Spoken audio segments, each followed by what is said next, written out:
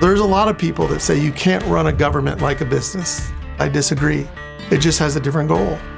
Ketchum is a really special place because while we have that small town feel, oh my gosh, that's literally my grandpa. we still are pushing forward to modernize. Our goal is to make our town move efficiently, and RAMP has been great. Hand on heart, I can say to the community that we're being efficient in their use of their tax dollars. I think a big thing about public sector is everything moves slow. I have a stack of 200 invoices that I have to manually enter into our ERP. I remember thinking, how am I gonna make it to Thanksgiving? I just looked at myself and I was like, there's gotta be an easier way.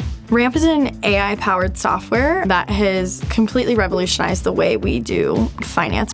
I remember drawing our old process map and I'm looking at the paper and I'm starting here and I'm going like, with RAMP, it was like one straight line. You have to be efficient with your time and your money, and RAMP is able to give you both. We've estimated probably 100 hours or more a month in labor hour savings. Now, when I use my RAMP card, I get a text.